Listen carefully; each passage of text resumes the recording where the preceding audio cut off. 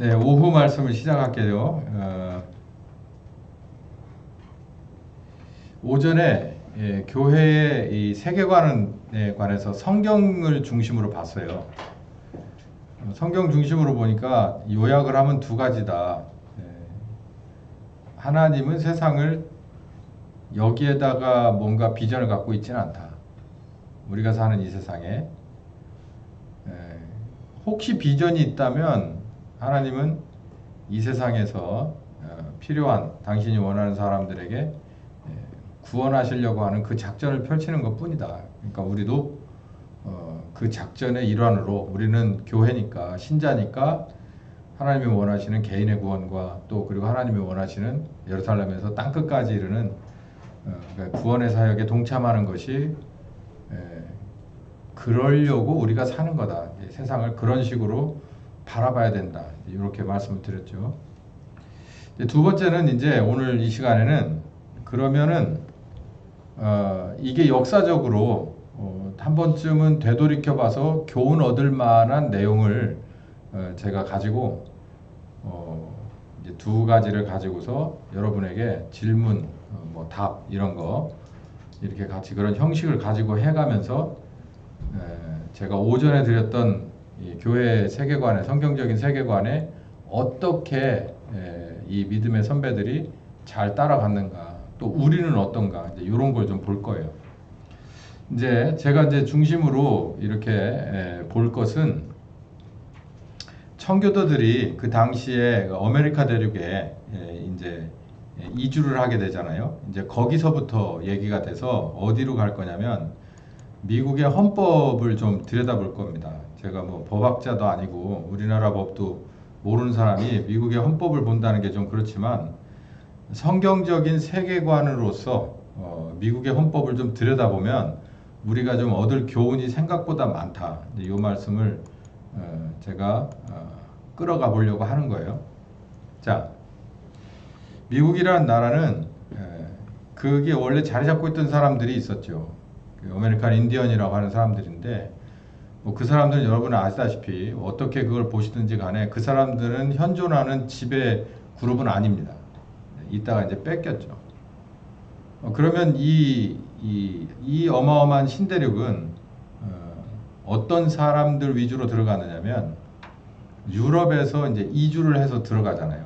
유럽에서 이주를 해서 들어가는데 그 가운데서 그렇게 많지 않은 비율에 누가 들어 있었냐면 당시에 이 교회 개혁 그런 와중에 이렇게 변두리로 이렇게 지배적인 그런 실효적인 그런 교회 개혁 세력이 아니라 그럼 그런 사람 뭐냐 루터파 또 그리고 장로교 뭐 이런 그러니까 그 유명한 루터나 뭐 칼빈이나 뭐 쯔빙글이나 이런 사람들을 따르는 그런 게 아니라 그 가운데서 이렇게 제3열 5열로 이렇게 벗어나 있던 그러니까 그거를 신학자들은 뭐라고 말하냐면 이 급진적인 종교개혁을 원하던 사람들 중에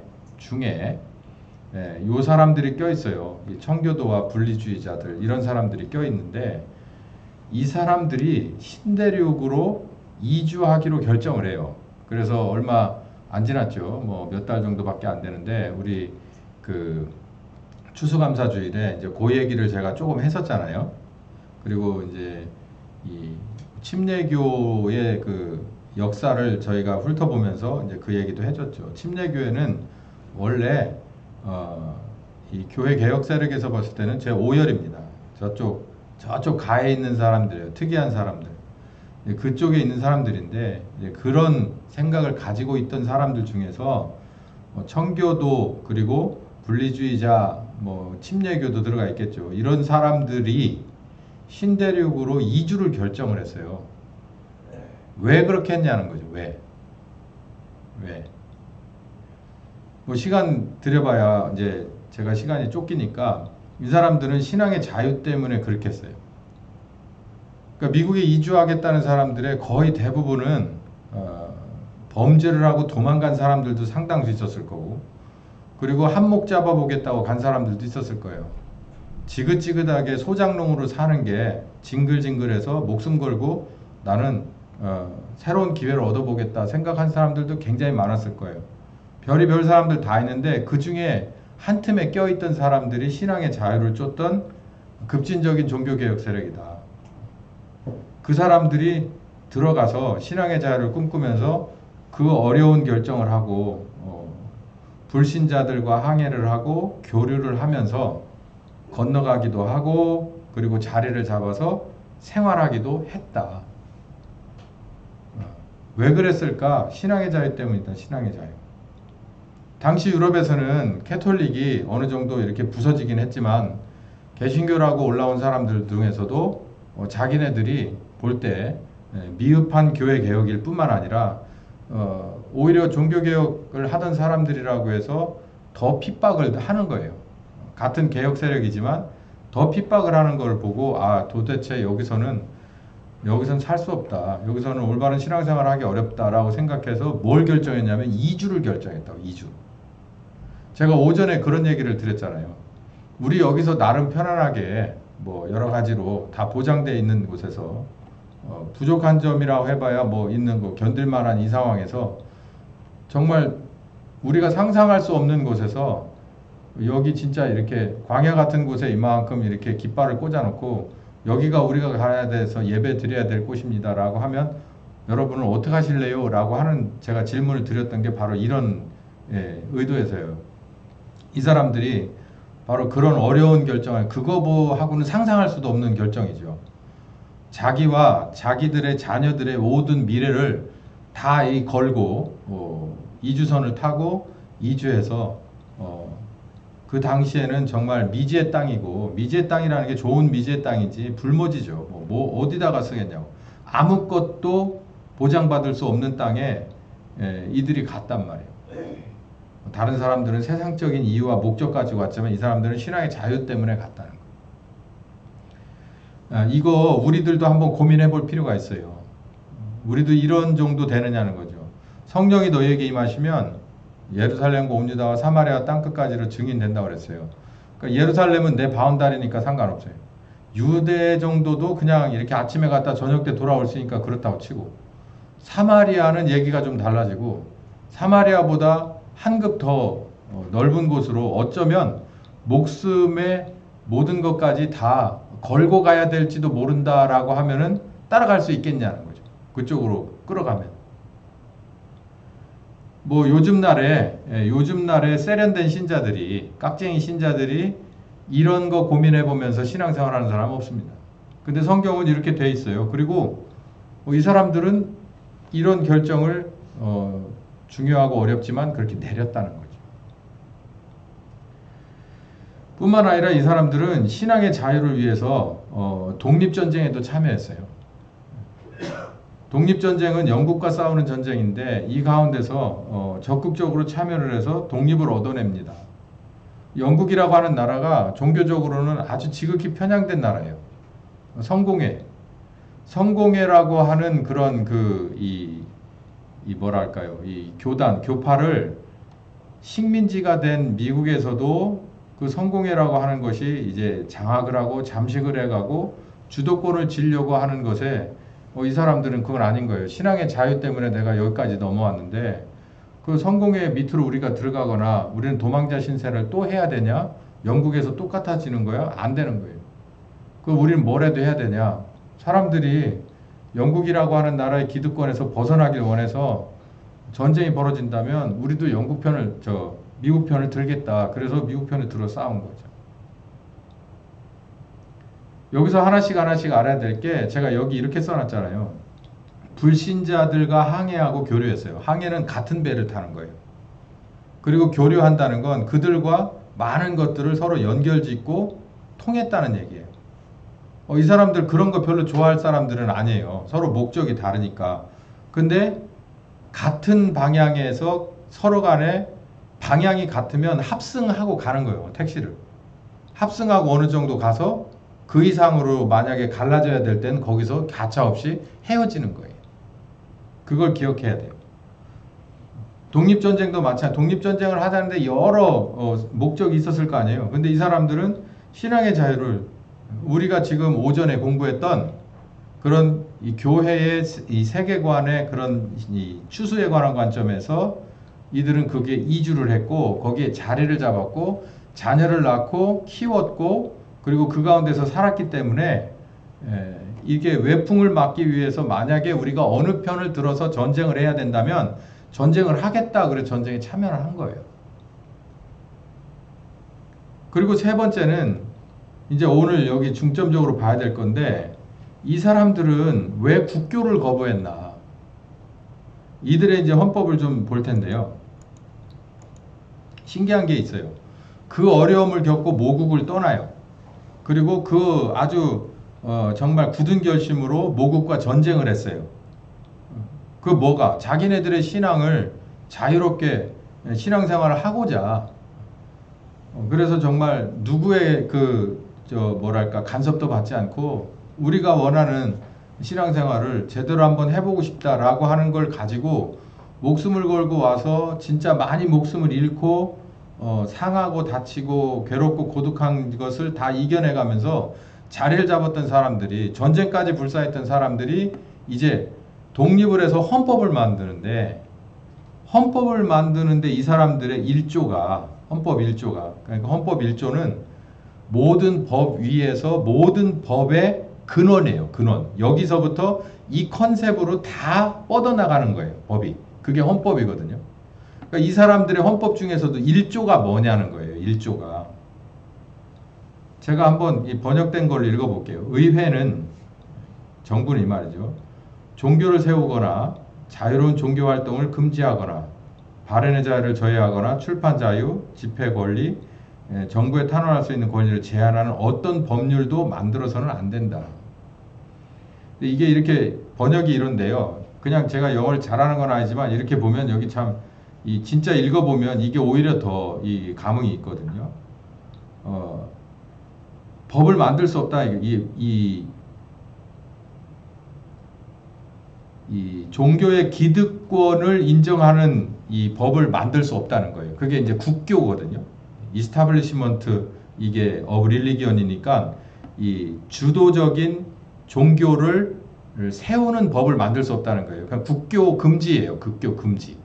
그러니까 종교에는 그냥 무조건 다 자유인데 자유잖아요. 여기 보니까 발언의 자유, 출판의 자유, 집회 자유, 탄원할 수 있는 자유, 종교의 자유 이 다 자유라고 하는 것이 이렇게 이 돌림으로 들어가서 있는데 그 중에서 가장 처음에 나오는 것이 국교 금지예요. 그러니까 이들은 왜 국교를 금지했을까라는 거예요. 이 사람들은 왜 지긋지긋하잖아요.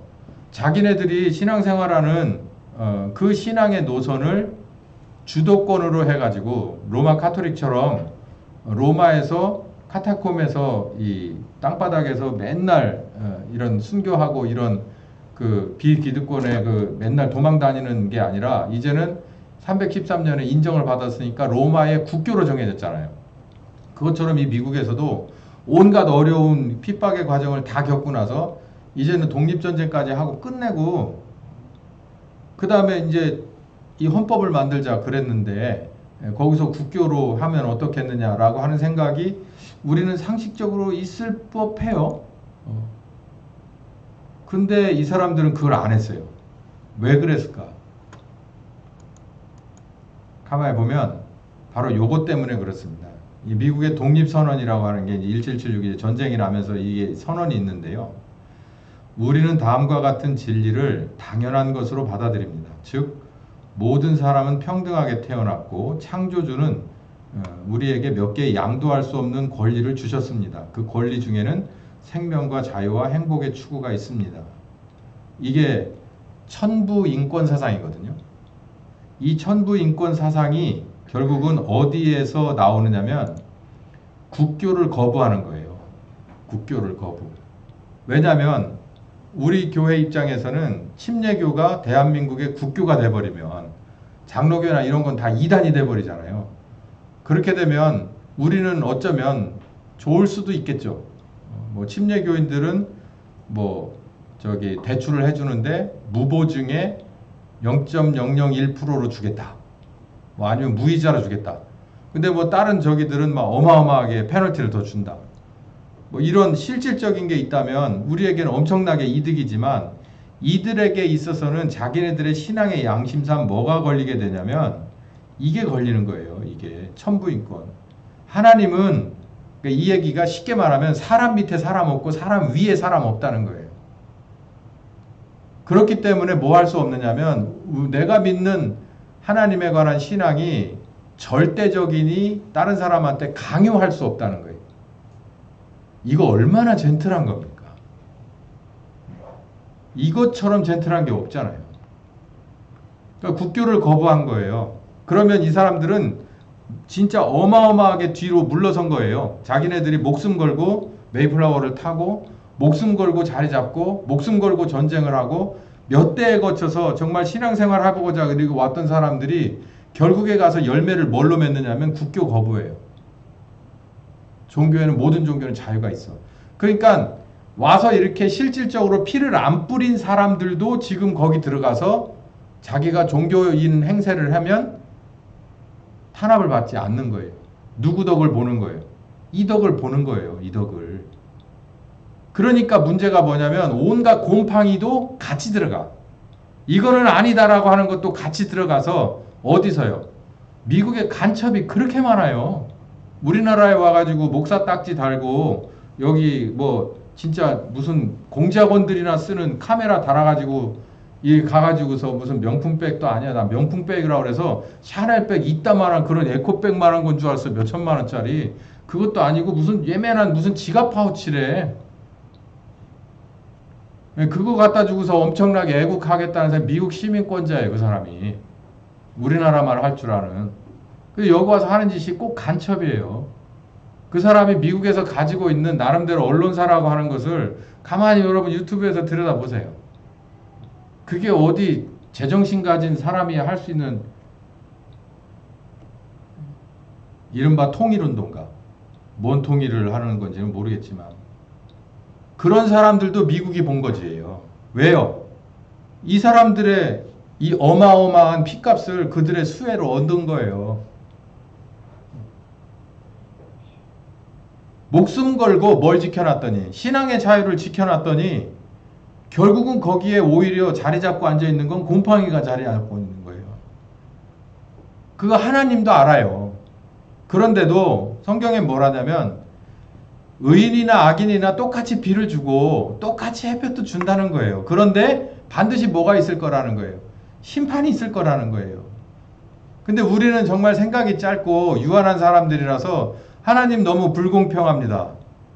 우리는 이렇게 신앙에 뭔가를 지키려고 애를 쓰고 우리가 가지고 있는 특권을 다 누리지 않는데 오히려 우리 빈틈에 모든 있는 없는 특권들을 다 우겨가면서 저들은 사용하는 이 상황을 이게 누구의 기도냐면 하박국의 기도예요.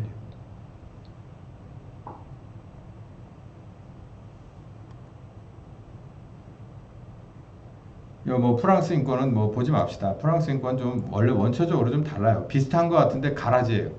제가 이 얘기들도 다 했던 것 같습니다. 자, 얘기 나온 김에 수정헌법 2조가 있어요. 1조가 있으면 2조가 있죠. 2조는 무슨 얘기가 있냐면 잘 규율된 민병대는 자유로운 주, 이건 나라를 말해요. 나라의 안보에 필수적이고 무기를 소장하고 휴대하는 것은 모든 국민의 권리다. 이것은 침해받을 수 없다. 총기 소유의 자유에 관한 것을 인용할 때 이 얘기를 많이 하거든요. 근데 여러분 이걸 이렇게 한번 보세요. 1조하고 2조를 놓고 보면 1조의 그런 빈틈을 뭐가 막는 거냐면 2조가 막아주는 겁니다.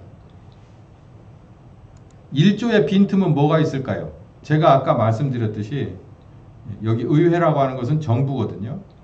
정부는 이러한 자유를 천부인권에 근거해서 법을 만들 수 없고 그 법으로 사람들을 억압할 수 없다. 그 자유를 억압할 수 없다라고 하는 큰 틀에서 어마어마하게 넓고 고귀한 얘기를 1조에 해놨는데 만약에 그런 시도가 정부에서 세월이 지나서 몇백 년이 지나서 어떤 정부에서 그런 시도를 하게 된다면 당신 한 사람의 천부인권적인 자유를 여기에 열거된 이러한 자유들을 만약에 억압하는 법을 만들고 그 법을 가지고 사람들을 실제로 억압하는 상황이 되면 어쩔 거냐라는 얘기죠. 이거는 우리나라 국민들은 이해 못합니다. 2조를. 근데 뭐 이게 어떤 사람들의 입장에서 쓴 거냐면 유럽이라는 나라에서 징글징글하게 뼈저리게 살던 사람들이 뭐 왕조의 지배를 받던 사람들이 거기서 투쟁하다 미국으로 넘어온 사람들 입장에서 여기는 왕이 없는 첫 번째 나라로서 자유를 기반으로 하나님의 자유를 기반으로 법을 만들고 여기서 정부의 대표자를 세워서 우리가 그 사람들을 선출해주고 그 사람들이 나라를 통솔하게 하자라고 하는 상황에서 이 사람들의 마음이 조석으로 바뀐다는 걸 알아요. 이 정부의 이 기득권을 잡은 사람들이. 그렇기 때문에 그것을 견제할 수 있는 뭔가 하나를 집어넣어야 되는데 1조에는 그게 전혀 없어요. 자유롭게 정부는 그렇게 할 수 없다. 근데 만약에 정부가 그런 자유를 억압한다면 어쩔 거냐라고 하는 의문이 하나가 딱 생기는 거예요. 그래서 여기다가 뭘 넣냐면은 이 밀리시아라고 하는 게 들어가 있는 거예요. 이 민병대. 민병대라고 하니까 무슨 뭐 빨치산의 후예 같이 이렇게 번역이 이 느낌이 이렇잖아요. 이 민병대는 어떤 사람이라고 표시했냐면은 국민의 권리를 침해하는 어떤 정부에게도 대응할 수 있는 거를 말하는 거예요. 그러니까 국민이 이거는 잘못됐습니다. 우리들의 이 헌법에 어긋나는 겁니다라고 얘기할 수 있는 권리가 어디에 명시되어 있냐면 이 헌법 2조에 들어가 있어요.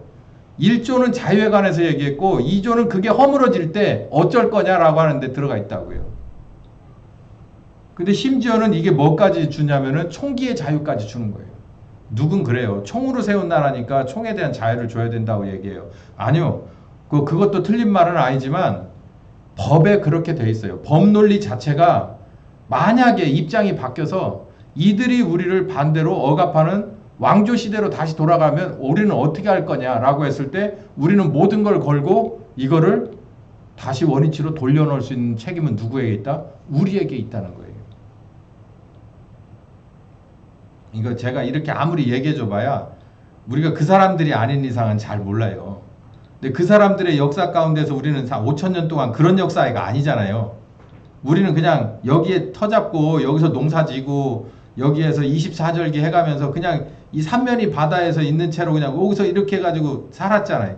이 사람들은 어마어마한 대륙으로 넘어온 사람들이고 그 안에서 자리 잡기 위해서 온갖 어려움과 죽음들을 바로 목도했던 사람들이고 이런 차이가 있어서 요 얘기를 이해할 수 없는데 우리는 그 시민권자들이 아니니까 우리가 사는 데는 대한민국이니까 왜 이 얘기를 목사님 하냐 이것 때문에 그래요.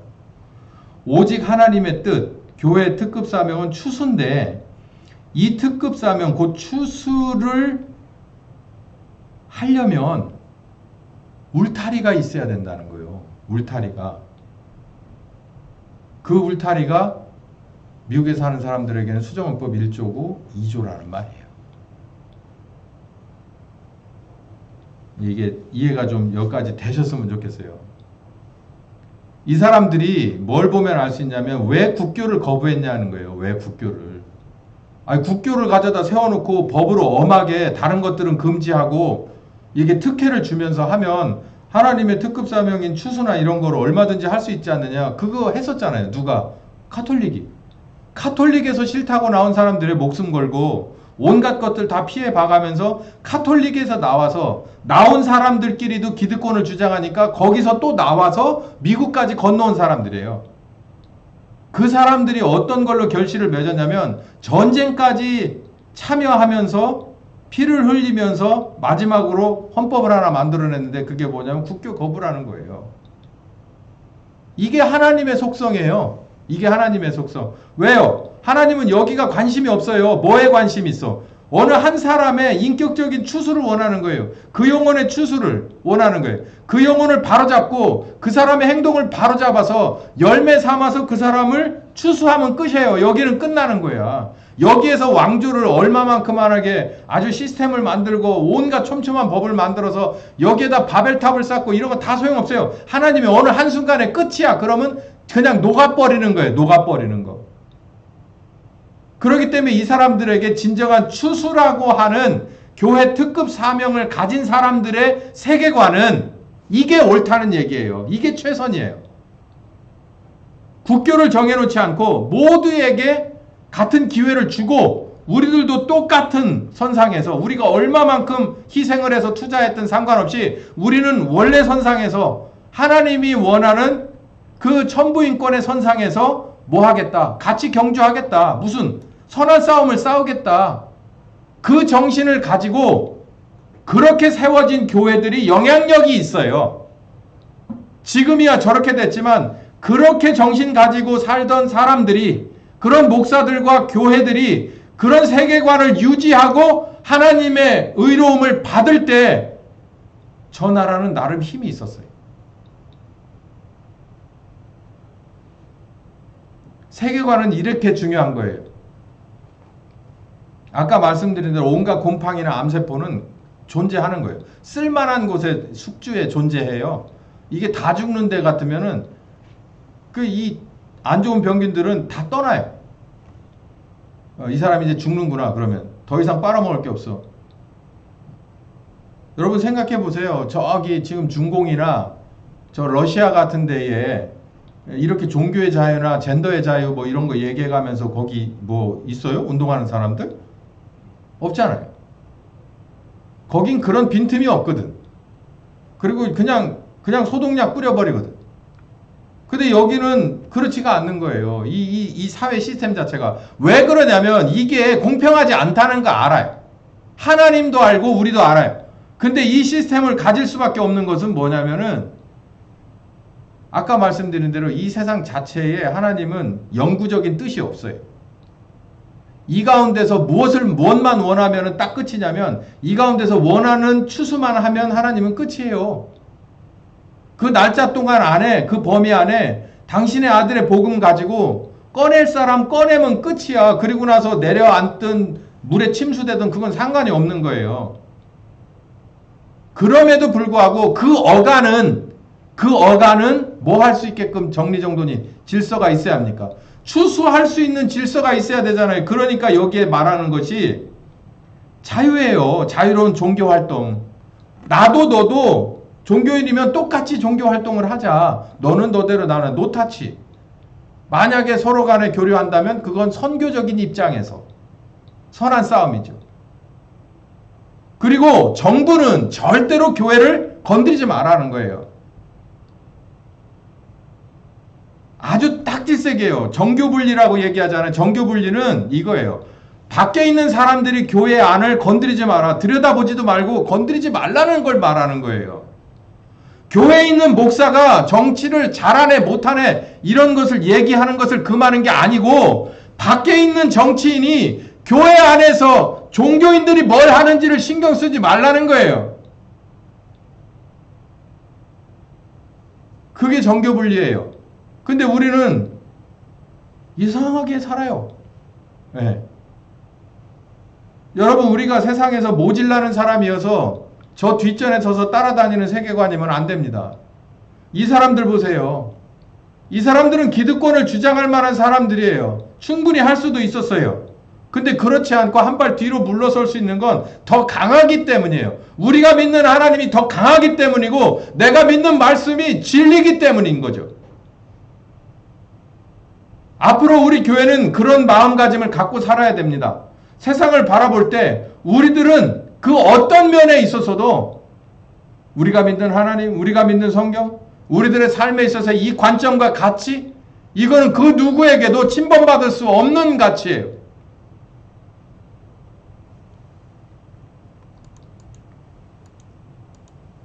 우리나라로 한번 가볼까요? 우리나라 헌법 10조에 이런 말이 있어요. 아까 그 1조, 미국 헌법 1조처럼 모든 국민은 인간으로서 존엄한 가치를 가지며 행복을 추구할 권리가 있다. 국가는 개인을 가지고 있는 불가침 기본적인 인권을 확인하고 이를 보장하는 의무를 가진다. 사뭇 다르죠? 사뭇 달라요. 근데 제가 중간에도 얘기가 나오겠지만 미리 말씀드립니다. 우리나라의 헌법은 사실상 거의 몇몇 사람의 주도적인 그런 영향으로 만들어졌어요. 그게 누굴까요? 요즘 그 영화도 나왔죠. 건국전쟁. 그런 거는 한 번쯤 봐주는 게 좋습니다. 저도 이 시기적절한 때 가서 꼭 그건 볼 생각이 있거든요. 우리는 이분의 그 이 은혜를 너무나도 소홀하게 생각해요. 그 이승만 대통령이에요. 국부라고 하잖아요. 국부. 하여간 온갖 것들을 거기다 다 지워서 이렇게 보시면 돼요. 유난히 사람을 핍박하잖아. 그럼 그 사람이 왜 저렇게 핍박받는지를 좀 보면 압니다. 그리고 핍박하는 세력이 어떤 종류의 사람들이 하는가를 보면 그게 우리가 판단할 수 있는 기준 중에 힌트가 그 안에 들어있어요. 이 헌법은 그 미국의 1조와는 조금 달라요. 뭐 이거는 1948년도에 나온 거니까 엄청난 차이가 있잖아요. 시간적인 차이. 1776년에 인권 선언이 있고 전쟁하면서 1791년에 헌법이 나왔잖아요. 그 뭐 벌써 몇백 년 차이가 있는데 다르죠. 근데 이 안에도 이런 게 들어가 있어요. 그리고 10조에 이런 선언이 있고 20조에 이게 있습니다. 구체적으로 이렇게 여러 조항이 있는데 종교의 자유를 가진다. 종교와 정치는 분리된다. 제가 아까 말씀드렸죠. 종교와 정치가 분리되면은 어떤 것을 말하느냐는 거예요. 그러니까 종교인은 정치인에 관해서 평론할 수 없다? 오케이. 그렇다면 내가 평론 안 할게. 그러면 정치인은 교회에 대해서 말하지 마야지. 안 그래요? 그렇지 않아. 근데 왜 정치인은 언론은 교회에 대해서 평론하고 나는 왜 언론과 정치인에 대해서는 평론하면 안 되는데? 그러니까 말하자면 아까 말씀드린 대로 이 정교의 분리는 밖에서 안을 들여다보지 말고 밖에서 안을 평가하지 말라는 이치인데 우리나라 이 변두리에 와가지고 그게 잘못됐다면 너도 하지 말고 나도 하지 말아야지. 니네는 왜 우리 보고 예배를 드리라 마라 하고 우리 예배 드리겠다고 하는데 그건 불법이라고 하느냐고. 근데 왜 교인들은 가만히 있느냐고.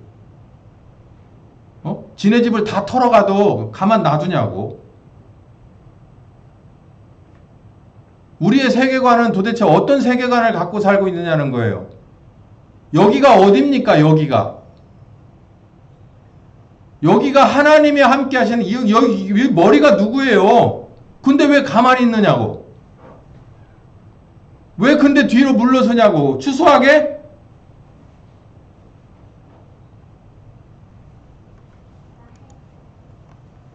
언론 출판의 자유가 있고 집회 결사의 자유가 있어요. 통신 방송의 자유가 있어요. 이제 비슷하죠. 다 자유예요.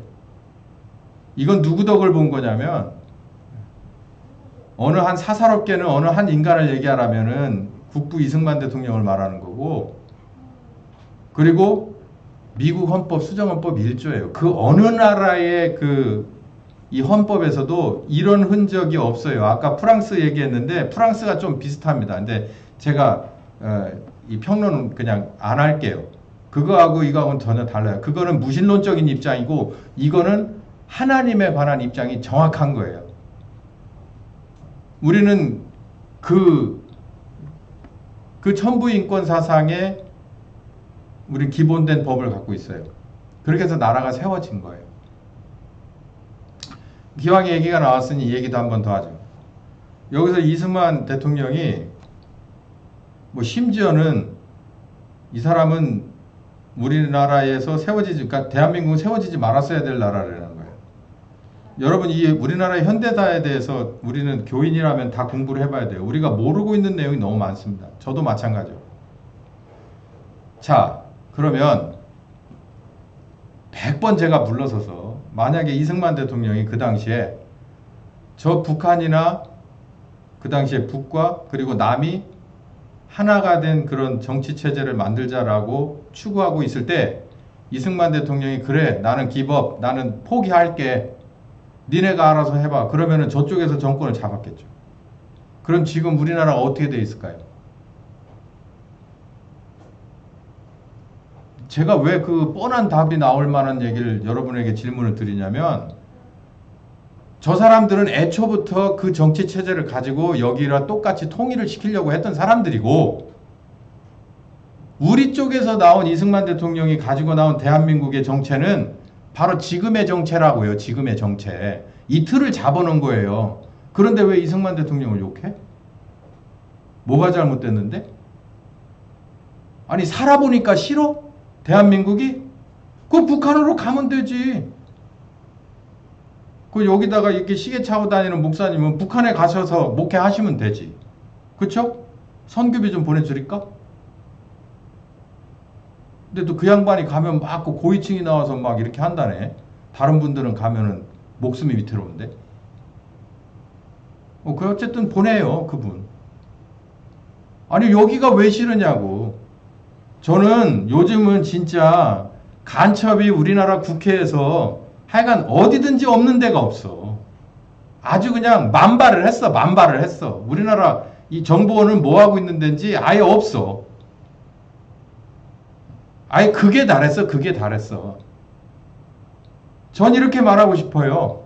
이게 추수를 하는 데 있어서 우리에게 다른 건 다 그만둡시다. 전 이 세상이 곧 멸망할 걸 알기 때문에 관심 없어요. 근데 이게 우리들의 정체성이기도 하고 하나님의 마음이기도 한 이 추수에 관해서 정치체제가 걔네들이 말하는 정치체제가 맞습니까? 잘 될 것 같아요?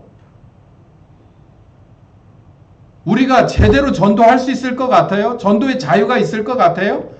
우리가 선교의 자유가 있을 것 같아요? 우리가 교제의 자유가 있을 것 같아요? 무슨 질병만 하나 있어도 교회 와서 예배를 못 드리게 하는 애들인데 도대체 그러면은 우리가 뭘 할 수가 있어요? 그러면 우리가 신자 맞아요? 우리가 머리 대신 하나님의 지체가 맞습니까? 아니 상식적으로 생각을 하면 우리들의 이 세상을 바라보는 눈으로 지금 돌아가는 상황에서 나는 어느 편에서 내가 조금 그 사람들이 마음에 안 들더라도 함께 택시를 합승하고 가야겠다는 생각이 안 들어요? 어느 정도 선까지는 같이 가고 거기선 결별하는 거예요. 빠이빠이 하는 거예요. 여기 이 사람들도 봐봐요. 메이플라워를 탔을 때 65% 70%는 믿지 않는 사람들이고 범죄자들이고 뭐 정말 말도 못하는 그런 직업을 가진 사람들이에요. 한쪽에선 예배를 드리고 한쪽에선 술 마시고 온갖 짓을 다 하고 그 배를 왜 타고 싶어? 누가 그런 배를 타고 싶어요? 근데 넘어가려면 방향이 거기 있는 사람 어쩔 수 없이 합승을 해야 된다면 같이 힘을 합해야 가는 거예요. 기득권 종교가 나라를 가지고 좌지우지할 때 그들은 전쟁에 참여한 거예요. 왜? 우리가 같이 가야 할 때가 이 종교의 자유를 원한다면 저들도 뭔가 자유를 원하고 독립을 원하면 우리도 싸워야 되겠다는 생각을 갖는 거예요. 지혜스러운 거예요.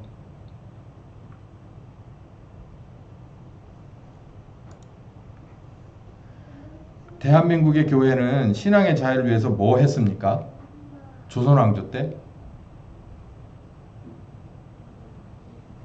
제가 알고 있는 교회 역사로 조선왕조 시대에는 우리는 받기만 했어요. 그리고 뭘 했다면 핍박을 당하고 순교했어요. 우리가 뭔가를 한 게 없어요. 우리가 뭔가를 이 상황을 타개해보자고 뭔가 한 게 그냥 우리는 수혜를 받았을 뿐이에요. 대부분의 선교사들에게 수혜를 받았다고. 온갖 면에서 영적인 면, 육적인 면, 모든 면에서 하다못해 교육. 우린 수혜를 받았어요. 그러면서 핍박과 순교 가운데서도 그 수혜를 잊고 따라갔어요. 잘한 거죠. 그래서 원산과 평양에 부흥운동이 일어났어요. 성령께서. 대한민국에도 여러 가지 어려움이 있었죠. 일제 36년도 있었고 6.25 전쟁도 있었어요. 그때 교회는 뭐 했습니까? 교회는 독립을 위해서 싸웠고요. 교회는 북한 공산당을 향해서 싸웠어요. 왜 그랬을까요? 세계관이 다르다니까. 저 북한이 정권을 잡거나 일본 제국주의가 정권을 잡으면 그대로 그냥 있으면 우리가 뭘 할 수가 없어요. 신앙의 자유를 갖고 하나님이 원하는 그 사역에 동참할 수가 없잖아요. 그러니까 일어나서 독립운동을 하는 거고, 그러니까 일어나서 공산당을 향해서 싸우는 거죠. 지금은요. 지금은 지금은 다른 거 볼 거 없다니까요. 여기 뭐 반도국 요만한 나라, 손톱 반만한 나라에서 뭐가 여기 뭐 석유도 안 나오고 뭐 여기서 뭘 기대해요? 기대할 거 없어요. 더군다나 교회는 기대해야 될 게 딱 하나예요. 하나님의 나라와 하나님의 뜻에 관한 그런 비전밖에 없어요. 그 비전을 위해서 우리가 울타리를 쳐야 된다면, 초석을 깔아야 된다면 어느 방향을 향해서 어떤 높이로 무엇을 깔아놔야 여기서 그나마 하나님이 일하시기에 좋겠는가를 생각을 해봐야죠. 우리가 자녀들을 위해서 뭔가를 꿈꿔요. 우리 자녀들을 위한 시작이 뭡니까? 앞으로 있을 세상은 지금보다 훨씬 더 어려워질 거라는 그런 전제 하에 깔고 있어요. 그랬을 때 우리는 어느 방향을 향해서 무엇을 어떤 눈높이로 깔아야 되는가를 고민하고 있어요. 모든 면에서. 이것도 어떤 계획의 일환이냐면 추수에 관한 계획의 일환이에요. 교회는 교육의 사명이 있거든.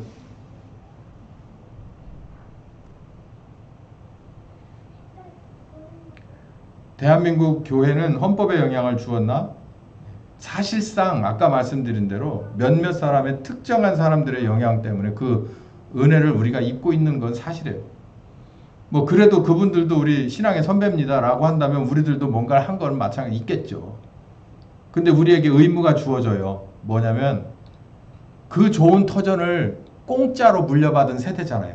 우리가 뭐 교회 다닌다고 잡혀가 봤어요. 고문을 당해봤어요. 어디 수용소에 갇혀본 적이 있어요. 뭐 그런 적 없잖아요. 우리는 정말 올 때부터 이 좋은 평탄한 좋은 위치에서 목사가 됐고 좋은 위치에서 우리는 신앙생활을 하고 있지 않습니까? 그나마 이걸 유지해서 넘겨줘야죠. 우리는 그 의무가 있어요. 그 크나큰 의무가 있다고. 여기에서 이 좋은 자유가 더 억압당하거나 더 좁아지지 않고 적절하게 유지되도록 우리가 가지고 있으면서 이 안에서 우리가 일하다가 우리 자녀들에게 이 토양을 넘겨줄 의무가 있다고요. 우리 애들이 그러면 어떻게, 우리 애들 세대에 가서 엄마 아빠한테 엄마 아빠 시대는 그래도 교회 모이는 게 이 정도로 눈치 보이지는 않았잖아. 이렇게 행정적으로 이렇게 규제받지는 않았잖아 하면 우리는 창피해야 돼요. 이런 마음을 가지고 이주했고 이런 마음을 가지고 정착하고 이런 마음을 가지고 전쟁을 했고 이런 마음을 가지고 법을 만들었다고요.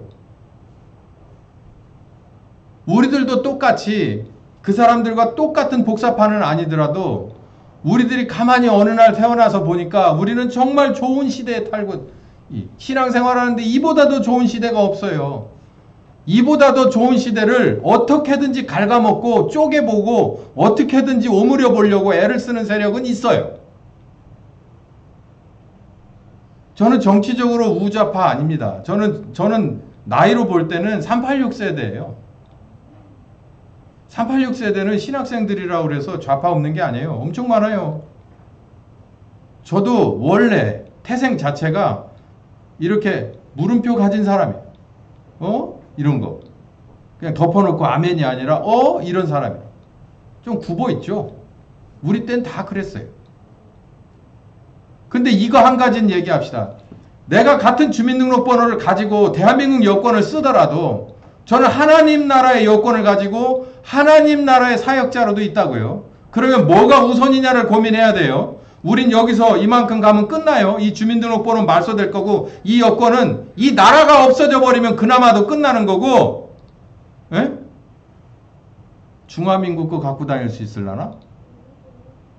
조선 자유주의인민 뭐 이거 가지고 다니면 어떡해? 우리가 선택하는 게 달려 있어요.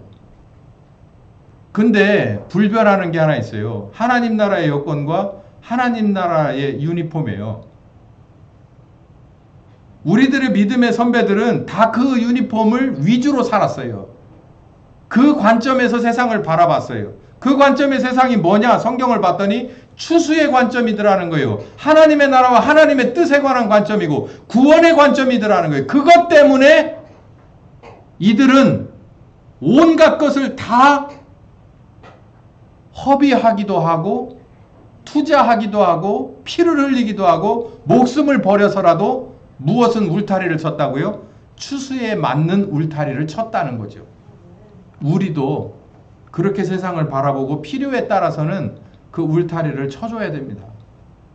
쳐주지 않으면 우리가 할 수 있는 일이 없어요. 너무나도 어려워져서 그 울타리가 우리에게 제공되지 않으면 어떻게 돼요? 우리도 어디로 들어가야 될까요? 땅바닥으로 들어가야 돼요. 카타콤. 로마의 지하 하수구로. 거기서 신앙생활 했어요. 괜찮으시겠어요? 교인은요, 진리의 영이 함께 하셔서 우리와 동행하시고, 하나님의 사고방식과 하나님의 가치관과 그리고 하나님의 나라와 뜻을 동감하는 사람들의 모임이에요. 그러기에 우리는 좌라 말할 수 없고 우라 말할 수 없어요. 굳이 말한다면 하나님 편이에요. 근데 제가 아는 세계사를 아무리 들여다봐도 올바른 하나님의 편 신자들은 세상에서 빛이었습니다. 올바로 하나님의 편에 선 사람들은 세상에서 소금이었어요. 그 사람들이 온전한 나라를 세웠고 온전한 법을 만들었고 그리고 헌신했고 희생해서 나름대로의 좋은 영향력을 많이 펼쳐서 지금까지 오게 된 거예요. 우리 2024년에 대한민국에 살고 있어요. 우리들의 목적이 어디 있나? 나의 목적이 어디 있나? 아니, 하나님의 목적이 어디 있나를 바라보고 세상을 바라볼 줄 알아야 돼요. 그래야 우리가 뭐는 먹고 뭐는 먹지 말고 뭐는 손대고 뭐는 손대지 말고 뭐는 선택하고 뭐는 거절하고의 판단이 서게 된다고요. 이거 하나 잊어버리지 마세요. 하나님은 여러분을 추수하기 위해서 아들을 십자가에 죽였어요. 아들을 바쳐놓고 그 다음에 하나님이 세우신 뜻을 꺾겠습니까? 그거 누군가 때문에 딜레이 되겠어요? 그 누군가 때문에 수정되겠습니까?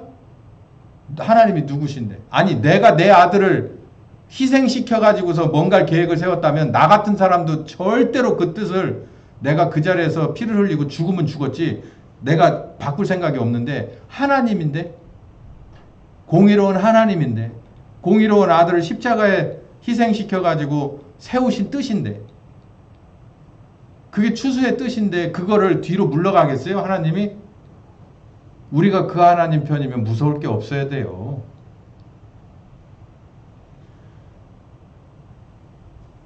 오늘은 우리가 좀 민감한 주제를 다뤘어요. 제 생각 같아서는 더 이걸 까놓고 사람 인물까지도 다 거론해가면서 하나씩 다 쪼개보고 싶었어요. 근데 그건 여러분들이 알아서 하실 몫인 것 같고요. 저는 이거 하나를 다시 강조하면서 끝냅니다.